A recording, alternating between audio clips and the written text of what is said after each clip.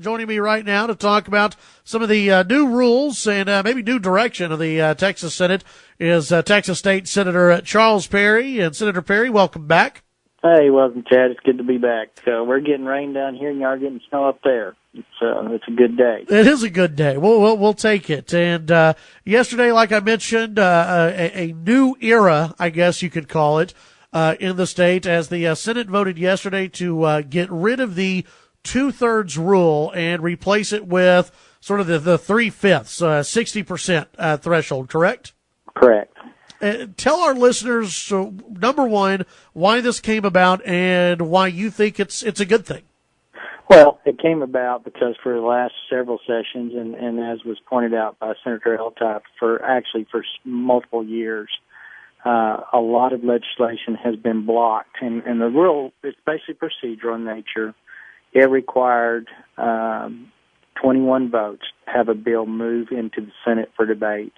So effectively 11 votes could kill a bill from ever being heard. So what had happened, specifically in the last three sessions, multiple Republican primary voter requests and initiatives that had been spoken very loudly in the campaigns and to us as Republicans were getting stalled and never heard in the Senate. So we were told to go down and do these things. These are things that are important to us, and only to have them blocked by 11 votes, and a lot of times very partisan party line votes. So, and then we would be forced, the governor would put those items on an agenda and come back in special session and get them passed. So it was really kind of a foregone conclusion that the votes were there and those issues and initiatives would probably be passed, but it was at a tremendous cost of time and money to the state.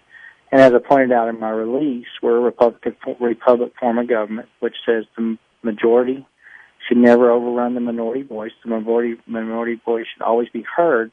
But as I said in my statement, if your majority position is merited, vetted, and warranted, and that's what the people want, it shouldn't be stalled or killed by a minority voice. So it just kind of put the process on path to where we got 19 votes now instead of 21 to move an agenda. It still requires 14. I mean, you could kill a bill now with 14 people. So it's not like we totally walked away from some control over the process. But at the same time, it's something that I think voters expected us to do. Lieutenant Patrick put it out there. We still have a supermajority requirement to basically get a bill heard.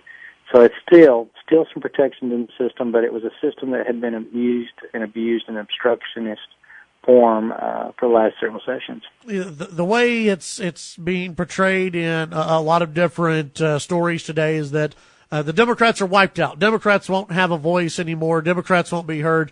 It's from what you make it sound like, Democrats will still be heard. This is just a way for Republicans to get more legislation through.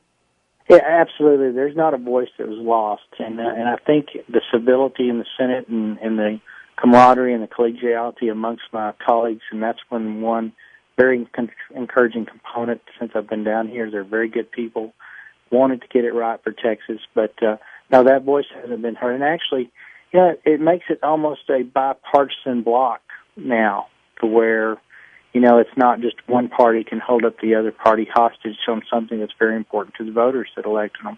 So I think it's probably helped the process in the sense that if you can garner the votes in a bipartisan way to block it, it probably is a good bill to be blocked. This way, it gives both sides the opportunity to band together and plead their case as to why it's a good bill or a bad bill. Well, and it was a bipartisan vote yesterday. You had one Democrat who voted with the Republicans. We did. Lucio is a pro-life, very conservative, fiscally conservative Democrat, and he votes with us on life issues. Good man, good heart, and the other guys are good too. They just have a different perspective on some of those issues that are important to us as Republican primary voters, especially. Do you think was there a piece of legislation that was going to be possibly out there in this session that was maybe in the back of your mind that you were thinking about when making your vote and taking a look at this issue, that okay, if we stuck with the old rules that were around, this piece of legislation wouldn't get through?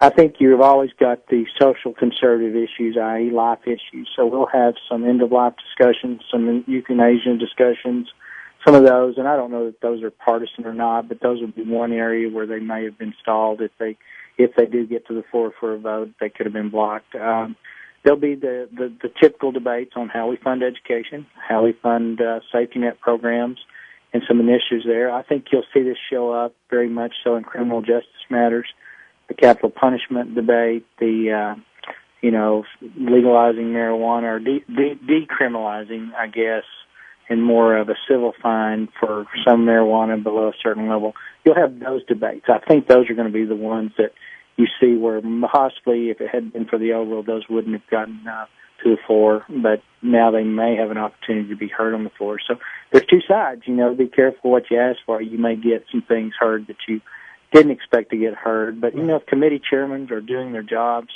and vetting good bills and keeping their districts protected on the committees, then you shouldn't have those bills come to the floor anyway. But we'll see how that progresses. Visiting with Texas State Senator Charles Perry, I want to ask you about a quote that was out there from Senator Rodney Ellis, a Democrat out of Houston, who it said that this is not only just about the hot-button partisan legislation, and this was in the Texas Tribune today. He said that this would mean less clout for any members who hold the minority view on issues like water rights and transportation policy. Do you see that having any impact maybe out here in West Texas? We had that discussion inside the caucus and very much discussed with Lieutenant Patrick personally. I expressed my concerns because it is a change. But after you start looking at the makeup of the caucus, Republican and Democratic alike, with the exception of very few, most of them have a rural component in their district. And it may be a rural component that's related to water. It may be a rural component or value that's related to education. So it's very hard to separate a senator in that chamber that doesn't have some rural component in their districts. And, again, we still have the luxury, and if you add up all those that are truly pure rural senators, you're almost at the blocker bill vote limit anyway. So, and I have a lot of trust in my colleagues and a lot of trust in Lieutenant Patrick that having discussed the water, transportation, education issues that are different from what urban Houston might need in my area, that they're going to be very much cognizant and aware and accommodating to those things that work for us well. And as long as we're not impeding urban, we shouldn't have those conflicts.